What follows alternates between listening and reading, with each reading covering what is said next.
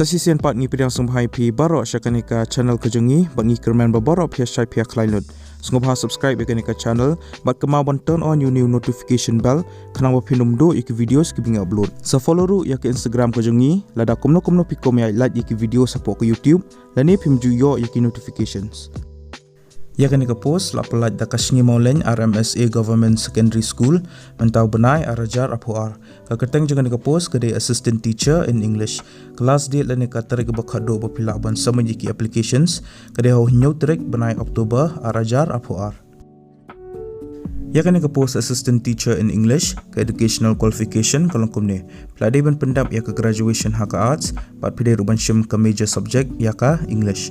Kin kam prefer ya gitu ke bala adab ya ke BN bat ke bala adon ya ke diploma haka komputer leni ke bandang haka ICT bat lada pikam long involve haki sports bat ke wiki curricular activities bat arts leni craft leni culture pen kam yo advantage ke age limit leni ke kerta ke berdo ke dekat pras 6 bat ke pahedo ke de arpunyo 6 bat kondon sans 6 relaxation ya ki schedule tribes leni ki schedule caste candidate.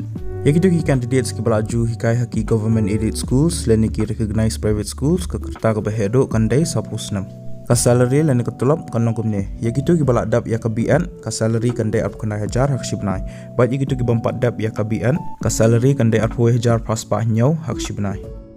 Ki candidates ki belang eligible bagi bako aban apply ya ke post pihak ban pendap ya ka application hak standard form bat pihak ban submit langru bat ki attested copies jongki certificates ki jongpi syakani ke office ke bala ni apo syaka nyau tarik benai Oktober arajar apuar pihak ban pa ikini syaka district school education officer and district project coordinator RMSA Southwest Khasi Hills district Mokorwat ke standard form application ngal ai po description jangan ke video te pihak ban download bat pihak ban print ya ka.